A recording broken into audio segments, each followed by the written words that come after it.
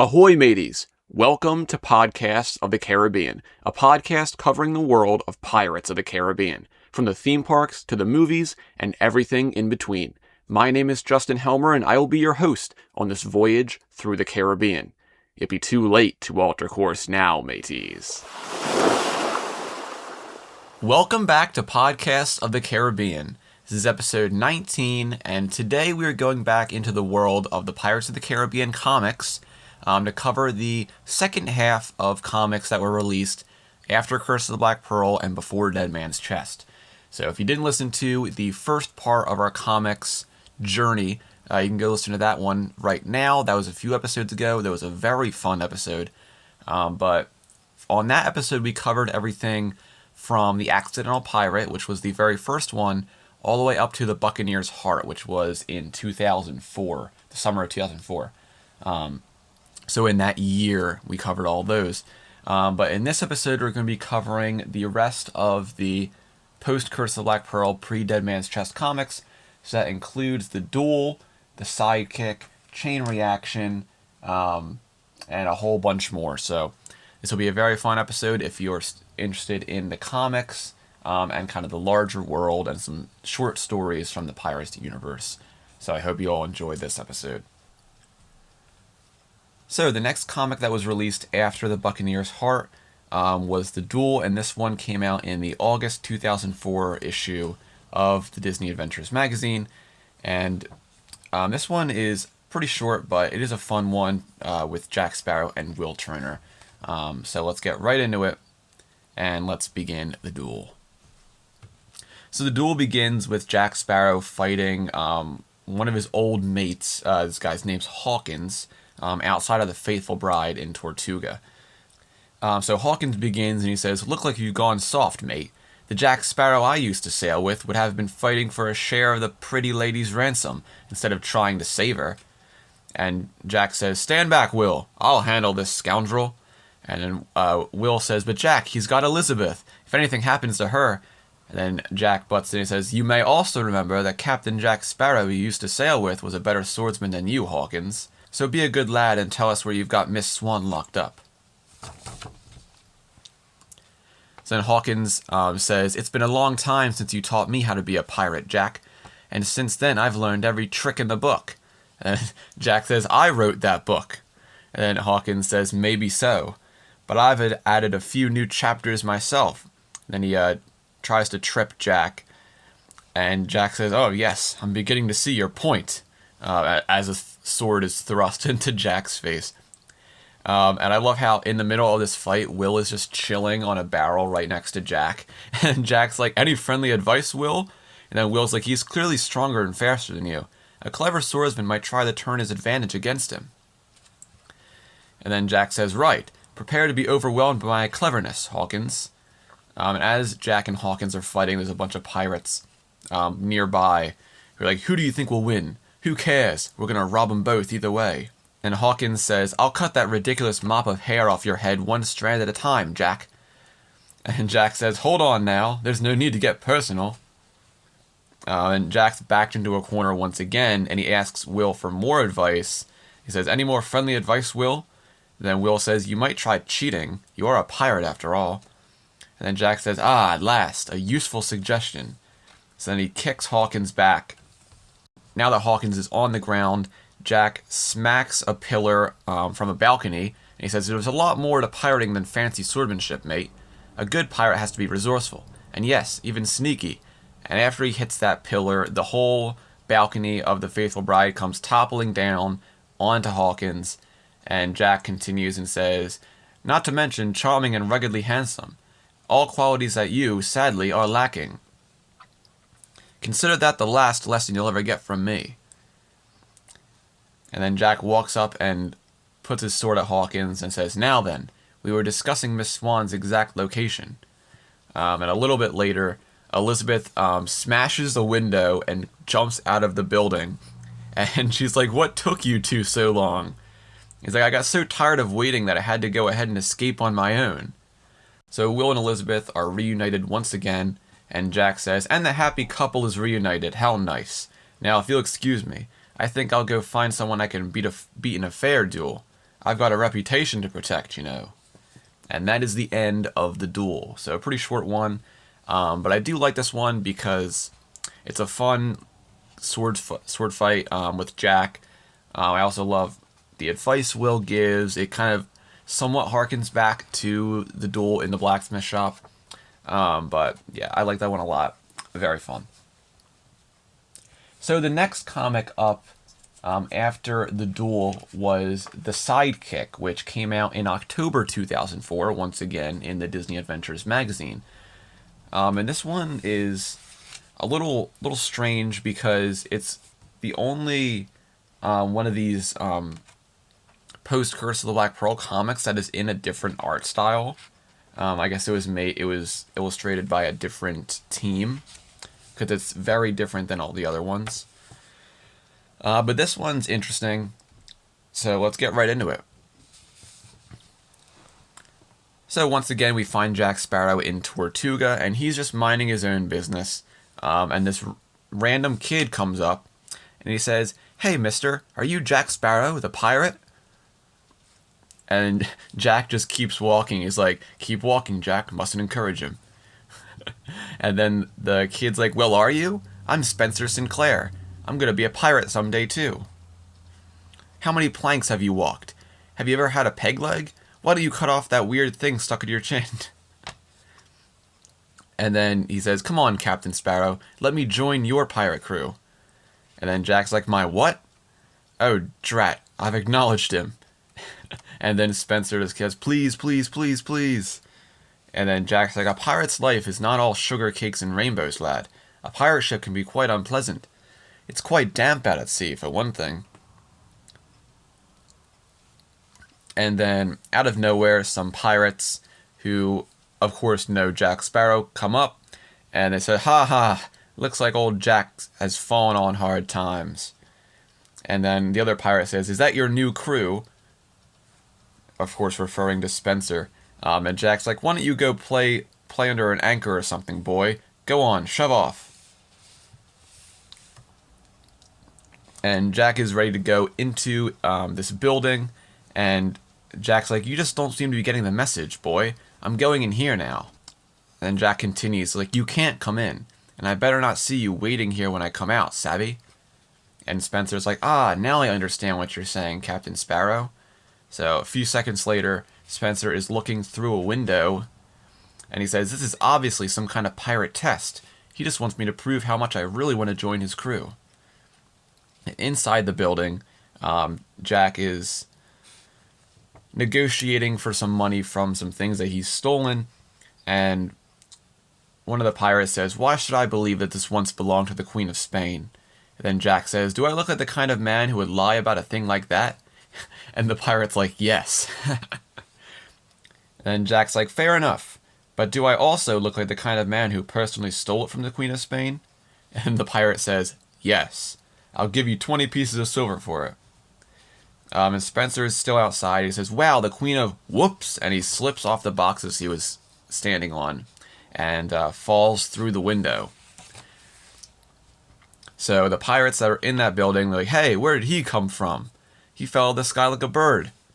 And the other pirate's like, "Well, this little birdie is in deep trouble because he smashed the shutters and let in the moonlight. And the moonlight shows us for what we really are. Cursed men.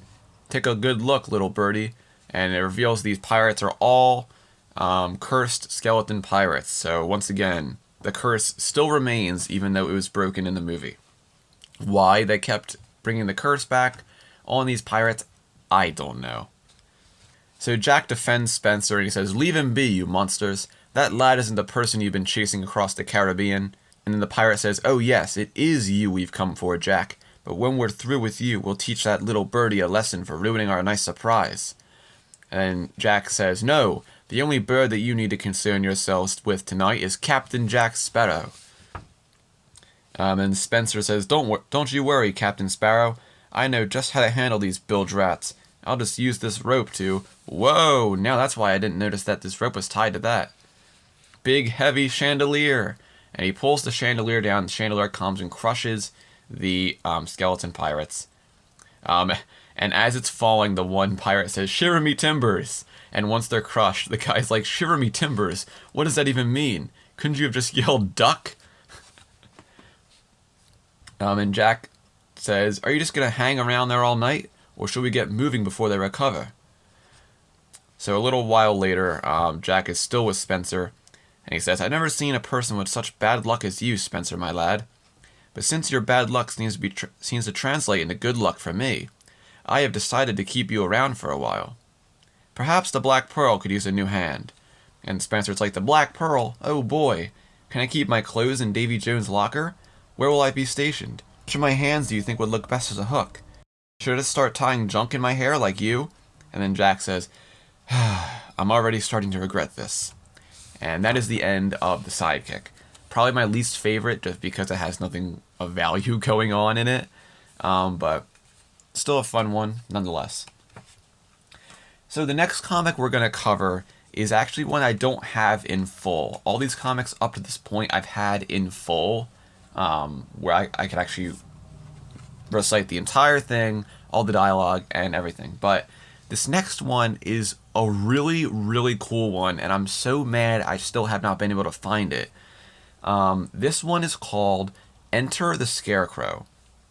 And this one came out in the winter 2005 issue of the Disney Adventures magazine Comic Zone. So, as I mentioned in the last comics episode, Disney Adventures, every season, they would have a Comic Zone issue, which was all just comics. They had one for winter, spring, summer, fall. This one was in the winter 2005 Comic Zone.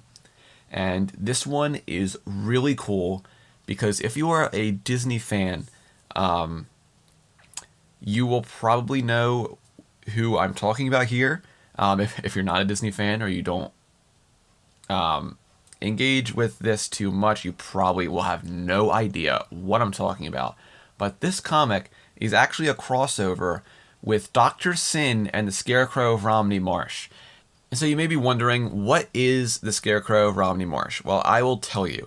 Scarecrow of Romney Marsh was a 3-part miniseries that Disney produced in 1963. So it was kind of like a adventure action kind of thing that was set during the Revolutionary War. And it was based off of just a book, Dr. Sin, but they made it into these 3 episodes, and then, of course, they put it together for a movie, which is the movie called Dr. Sin, Elias the Scarecrow. But pretty much what this was there was this guy, this priest named Dr. Sin, and by night he would dress up as a scarecrow and, pretty much he was like a Batman for the Revolutionary War. So that's pretty much all you really need to know about the Scarecrow of Romney Marsh. But I mention all this because this ties in with this comic. So let's get right into what I have for it. So of course I said I don't have the comic in full, but thanks to the Pirates of the Caribbean wiki and some other sources, I've been able to piece together at least the basic narrative for this comic, so we can at least talk about and discuss that.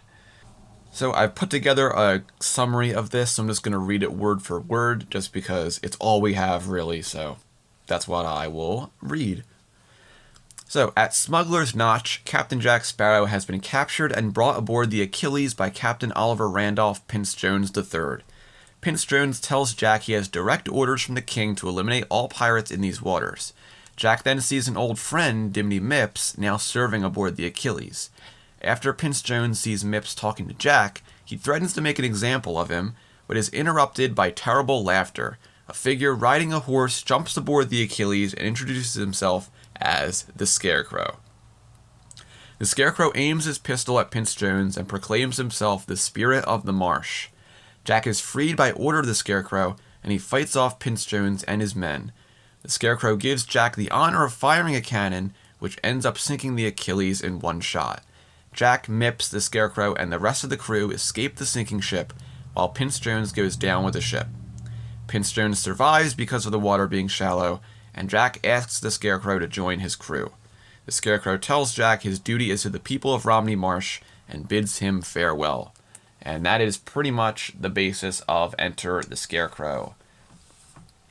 So like I said, that's really all I have of it. If you out there listening to this actually have this entire comic, please let me know. I would love to see it in full. That would be fantastic. So if you do have it, please let me know. Email me or message me on Instagram or Twitter or anything. I would love to see this comic in full one day. It would be really, really awesome. So that is the Enter the Scarecrow comic. The crossover with Dr. Sin, the Scarecrow of Romney Marsh, which is amazing. I love that because I'm just a massive Disney fan, especially the older stuff. It was so cool to stumble upon that when I was researching these. So the next comic after Enter the Scarecrow is Chain Reaction. And this one came out in February 2005, once again in the Disney Adventures magazine. And this one is a pretty fun one. It's a little bit of a longer one too, so this will be a very fun read. Let's get right into it. So this comic starts off with the Black Pearl chasing down a merchant ship. And Jack and Gibbs are looking at the ship in front of them. And Jack says, "Just look at her, Gibbs. A fine, fat merchant ship just begging to be plundered by the dreaded pirate crew of the Black Pearl." And Gibbs is like, "Does she pass your sniff test then, Captain Jack?" And Jack's like, "She does indeed. I smell gold, and lots of it." Gibbs says, "Give the word and we'll open fire." And then Jack looks through his telescope and says, "Let's just have a little look-see first." And through his telescope, he sees, "Excellent. There's nobody on deck with some fancy-dressed ladies. Prepare to, And the ladies turn around, and we get to reveal that it's Pintel and Rigetti, once again bringing that gag back from the movie. And Jack goes over to Gibbs and says, "It may just be possible that we have stumbled into a bit of a trap. Better change that attack order to something like, prepare to repel boarders." And we get the reveal that the merchant ship was just a decoy, and Bosun and the rest of the cursed crew are now firing on the Black Pearl. And Bosun says, "Let's say hello to our old captain, lads. Open fire, all cannons." So as the battle between the ships ensues, Jack is walking down the deck and he says, "Looks like my former mates still haven't forgiven me for spoiling their plan to break the curse that's upon them. But how can we fight them? They aren't even alive," says one of the pirates on deck. And Jack says, "It's a fog rolling up. Disengage. We'll make a run for it." Before I continue, I'm interested in this where Jack says, "They still haven't forgiven me for spoiling their plan to break the curse that's upon them." But he didn't spoil the plan. He did break the curse. So I don't know. I'm not sure why these guys are still cursed. But anyway, Jack says, "Load your guns with chain shot. Aim for the rigging. We must slow them down." And Anna Maria already has one loaded, and she says, "Way ahead of you, Jack." And she shoots it. She takes out one of the riggings on the masts of the merchant ship, sending one of the pirates off into the water because the chain shot hits him and pulls him down, which is pretty funny. And he's like, "We'll take down their sails and their sailors too." And one of the other guys falling overboard says, "Shiver me timbers." As the Black Pearl begins to sail away into the fog, Jack says, "Farewell, my old friends. No doubt you will always remember this is the day you almost got your revenge on Captain Jack Sparrow." And Bosun and the rest of the crew are all mad that Jack's getting away. And Rigetti says, "They're moving away. Was that part of the plan? It seemed like such a good plan, with all the pretty dresses and all." And a little while later, Gibbs is looking through his spyglass and says, "Looks like we've given those bilge rats the slip." And Anna Maria says, "They should know better than to try and trick good old Jack." And Jack is currently thinking on the rail of the ship, and he says, "It was a trick all right, but the bait was real. They stole that merchant ship, and it is loaded with gold. My nose is never wrong about these things." So Jack, instead, he wants to go back, and he says, "I want that ship, but I want them off it first. Set a new course, Gibbs. We're going back." And Gibbs is like, "Have you lost your mind, Jack?" And Anna Maria is like, "Every pirate has an equal vote. Why should we agree to such a foolish plan?" And Jack says, "Anna Maria, my dear, you'll just have to trust me." And later that night, The Black Pearl slides up behind the merchant ship once again, and as the fog clears, the moonlight shows Jack's old crew for what they really are. So I love in this next frame, Pintel and Ragetti are still arguing, and Pintel is like, "Why are you still in that silly dress?" And Ragetti's like, "It's a lot more comfortable than my pirate gear, that's all." And one of the pirates says, "Sail ho, it's the Pearl." And Bosun says, "Excellent. Once again, Jack's greed has gotten the better of his judgment. Hold your fire. Let them come in nice and close. We won't let Jack slip through our fingers this time." And Ragetti says, "Look, they're firing chain shot at us again." And Bosun's like, "Stand fast. That means they'll be aiming for our rigging. For all the good it will do them." And the chain shot hits Ragetti in the neck and sends him off the ship. And Bosun's like, "Of course, I could be wrong about that." And Ragetti's like, "Blast, seawater is bound to ruin this nice dress." And Bosun's like, "Take cover, mates. They're trying to drag us all overboard." And out of the fog, Jack and the rest of the crew of the Black Pearl begin to swing over and board the merchant ship. And one of the pirates says, "Attack for Captain Jack and the prize." And Jack is swinging over and says, "Send them all over the side, me hearties. Let the fish pick out their inhuman bones." And Jack is currently fighting Bosun on deck. And Bosun says, You once tasted that curse that binds us to this shadowy existence. Now I'll bet you're sorry you gave it up." And Bosun has his sword right over Jack's head, and he's about to take him out. But just in the nick of time, Bosun's sent over the deck.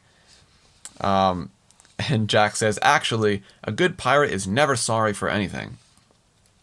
We get the reveal that Anna Maria shot the cannon at Bosun and sent him overboard, saving Jack's life. So Jack says, "Double thanks, since it was your luck with the chain shot that inspired this little plan. Of course, it did require a leader of vision such as myself to see his full potential." So a little while later, they push the last pirate off of the deck, and Jack says, "That's the last of those bony old beggars." And Gibbs says, "Do you think this is finally the end for them, Jack?" And Jack says, "Not very likely, but I can promise you that they won't be bothering us for quite a while. We've got their ship, and it's a very, very long walk back to dry land." And that is the end of Chain Reaction, which I think is a very fun one. This is one of my favorites. I enjoy that one a lot. So next up we have Going Overboard, which was in March of 2005. Once again in the Disney Adventures magazine. And this one, I forgot to say as well, this one also has a different art style. So not just the Sidekick, this one also has a different art style. It is very, I don't know how to describe it. It's definitely more like modern comic art style, which is kind of interesting. But this one, once again, Jack is going after a merchant ship. And it's during a storm, but it begins with Jack saying, "Hold steady, me hearties. Never let it be said that a rough sea could come between the pirate crew of the Black Pearl and a fat prize like yon Spanish galleon. This could be the biggest haul we've ever captured." And Cotton's parrot says, "What? Shiver me timbers." And Anna Maria says, "Aye, Cotton, if I understand that bird you taught to speak for you, I'd have to say you're right. From the looks of the huge storm is blowing in, this could be the biggest haul we've ever gotten killed trying to capture." Then we go aboard the galleon, and the helmsman says, "The pirates are gaining on us, Captain." And the captain says, "Take us straight into the storm, Mr. Gilligan. Only a madman would follow us into that tempest." And then a little while later, Gibbs is on the helm and he's like, "Are you a madman, Jack? We can't follow them into the storm." And Jack's like, "I won't give up our prize because of a few sprinkles of rain. Why, I'd never live it down, Gibbs. They'd start calling me Captain Sprinkles Sparrow behind my back in Tortuga. I won't be Sprinkles Sparrow, Gibbs. I just won't." But very soon, Jack's sprinkles have grown into a storm that threatens to tear both ships to splinters. So as the waves begin to crash all over the Black Pearl's deck, Anna Maria is like, "Please, Jack, we've got to turn back before it's too late." And Jack's like, "Nonsense. I don't think the really heavy stuff is going to come down for quite a while yet." And then right after that, Gibbs is like, it's a hurricane. And there's this great frame of Cotton holding on to the helm, and he's literally like levitating in the air, like he's about to be blown away. And this is also really funny. After Gibbs says it's a hurricane, Cotton's parrot's like, Annie M, squat.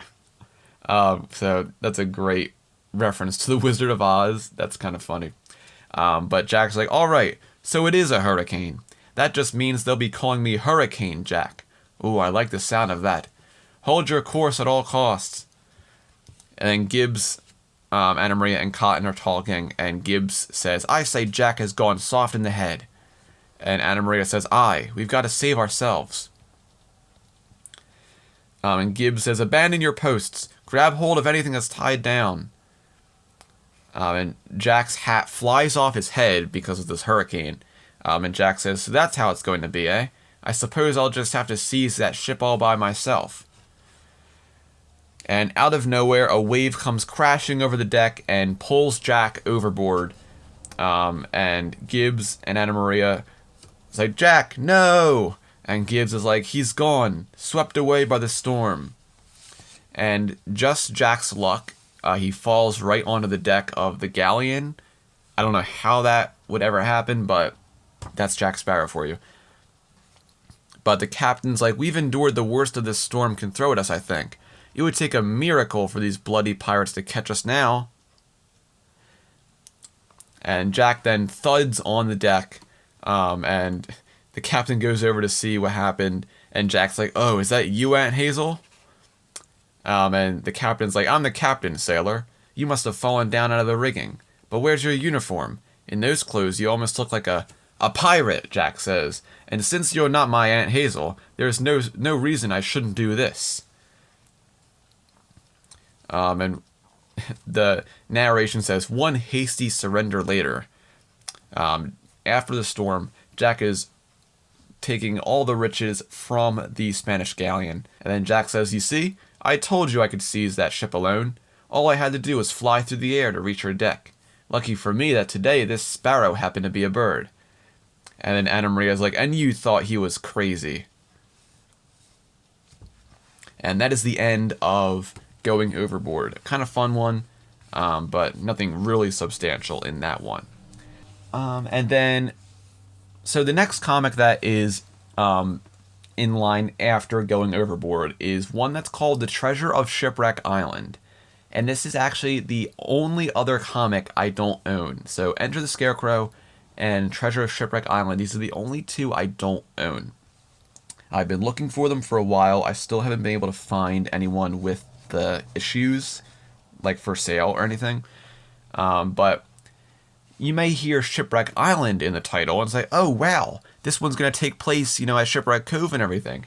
No, it does not. This was, of course, before Shipwreck Island, Shipwreck Cove, the town of Shipwreck was even established. So this Shipwreck Island is a completely different Shipwreck Island. So this is most definitely not canon just because of, well, there could be a different Shipwreck Island, but who knows. But the interesting thing about this one is that it is a choose-your-own-adventure comic, which is really interesting. So this comic came out in the spring 2005 Comic Zone issue of Disney Adventures.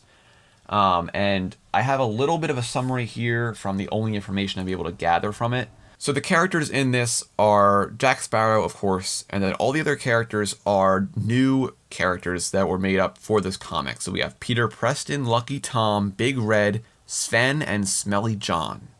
Those are the characters in this. But the summary I have here is Peter Preston meets Lucky Tom, who presents Peter with a way to find his family's stolen treasure. Peter is able to find the treasure with or without the help of Captain Jack Sparrow. And apparently there are 8 different points to alter the story and 3 different endings. So that is very interesting. And of course, that's all I have on this comic, so I don't have any plot details. I have no details at all. So if anyone has this comic as well, email me, message me anywhere. I would love to see this as well. But that's pretty much it for the Treasure of Shipwreck Island. Not much going on there. And so that brings us to the final post Curse of the Black Pearl pre-Dead Man's Chest comic. We are at the last one. This is the last comic before the new art style came in and changed everything.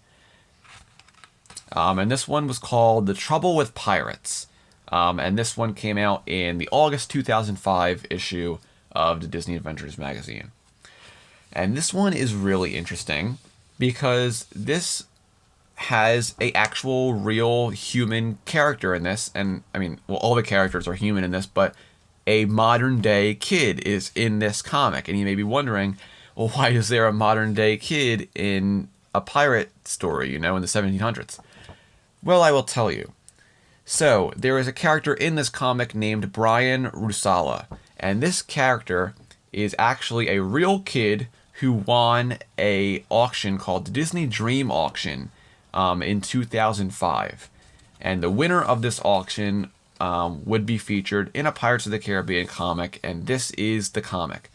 I don't know what else the winner won. I don't know what else Brian won. If it was only this comic or money, or I have no idea. I haven't been able to find any details about the auction. But yeah, once again, I mean, congratulations to Brian Rusala. I mean, 18 years later, but congratulations for winning the auction. But yeah, this one is kind of fun, but also kind of silly just because of the kid in here as well. But so the narration in the comic says, "Congratulations to Brian Rusala, who won the chance to adventure alongside Captain Jack Sparrow in the Disney Dream Auction. Read on to see how Brian fares in the pirate's life." So we come into Jack Sparrow and Gibbs. They're on an island looking inside a treasure chest. And Gibbs pulls out this kind of medallion bracelet thing, and it kind of starts pulling away from him and starts bringing this green smoke. And Jack says, "Our treasure appears to be haunted, Gibbs." And Gibbs says, "I told you this plan was bad luck, Jack." And out of nowhere, Brian Rusala appears and says, "Whoa, what the?" And Brian says, "Too weird. I was just looking at that two-headed thingy in the museum, and then whoosh, I end up here, wherever this is." And then Jack says, "The relic must have transported him." So Gibbs then fills us in and says, "It depicts Janus, the Roman god of gateways." And Jack says, "Well, I've seen relics do weirder things." And Brian then introduces himself and says, "My name's Brian, by the way." And Gibbs says, "We better get this treasure out of here before you-know-who shows up." And then Brian says, "Wait a minute, treasure? You guys are pirates." And then Jack's like, "Us? No? But keep your voice down." And Brian says, "But how can you call yourself a pirate when you don't have a peg leg, or an eye patch, or even a parrot on your shoulder?" And Jack says, "I'm not calling myself a pirate. Now why don't you jump back into that relic and be gone?" And Brian says, "No way, pirates are cool. I'm going to hang out with you and have adventures." Ow! And he gets poked in the back with a sword. And out of nowhere we have the introduction of Captain Dueling. And Jack says, "Ah, Captain Dueling, how lovely to see you." And Dueling says, "That's quite a treasure you've got there, Captain Sparrow." And they've captured Brian. And he's like, "Suddenly I don't think pirates are very cool." And Dueling says, "As partners, we should share it 50-50. And Dueling goes and snatches the relic from Gibbs. And he says, "Unless I break our partnership and take it all." And Gibbs is like, "Say, that's just what we were going to." Ooh, and Jack elbows him. And Jack's like, "What Gibbs means is we are shocked by this betrayal." And Brian says, "Guys, I'm ready to leave now." And Jack's like, "So am I." And Brian says, "But if they take that relic thingy, I'll be stuck here." And Jack says, "Don't worry, mate. What these bilge rats are forgetting is I'm Captain Jack Sparrow." And the pirates all start fighting. And Dueling and Jack are engaged in a duel. And Jack says, "Did I mention that we had no intention of sharing that treasure with you, Dueling?" And Dueling says, "Well, I had planned to betray you from the start." And Jack says, "Yes, but my actual betrayal took place first." And then Dueling replies and says, "So what? My betrayal interrupted your betrayal." And Jack pushes Dueling over Brian and trips him. And Jack says, the only pirate whose betrayal really counts is the one left standing at the end. Don't you agree, partner? And Jack has his sword pointed at Dueling, and he says, agreed. And Brian says, and now that I've got this back, I'm out of here. You pirates have exciting adventures, all right. But the trouble is, you don't have the internet, video games, baseball, or pizza. So I'm going home. So Brian disappears, and Gibbs is like, what is pizza? And Jack says, I have no idea. And that is the end of The Trouble with Pirates. Non-canon story, or maybe it could be canon, who knows. But yeah, just mainly a fun one for that kid who won the auction 18 years ago. So Brian Rosala, if you are somehow listening to this podcast, congratulations on winning the auction 18 years ago. And yeah, very cool comic you were featured in. I hope you're doing well in life. And like I said, that is the end of all of the comics that were produced after The Curse of the Black Pearl. The next comic that we would cover is going to be one that takes place with Dead Man's Chest, or not takes place with Dead Man's Chest, but came out with Dead Man's Chest. And we'll have the new art style, the Swashbuckler's art style, which I love a lot. So in part 3 of the comics, whenever this episode will be, we will be covering all of those new Swashbucklers comics that take place from Dead Man's Chest and At World's End in that era. So if you've enjoyed all of these Curse of the Black Pearl comics on the last episode and on this episode, I encourage you to go find them and read them yourself. It's very hard to find these, of course, because, I mean, they're 20-plus-year-old comics from magazines that are somewhat expensive. But if you don't want to buy them, of course, the Pirates of the Caribbean Wiki has a pretty good summary of all of these comics that I've talked about. So you can always get it there. That's going to do it for this episode of Podcasts of the Caribbean. So thank you so much for listening. If you've enjoyed this podcast and this episode, please consider leaving a rating or review for the podcast. That really helps the podcast be way easier to find for new listeners if they're looking for a bit of pirating action. But no matter what, even if you don't do anything, thank you for listening. Hope you've enjoyed this episode. I'll be back next time with a new episode talking about some more Pirates of the Caribbean. There's always some good Pirates of the Caribbean stuff to talk about. So thank you so much for listening. I'll see you next time on Podcasts of the Caribbean.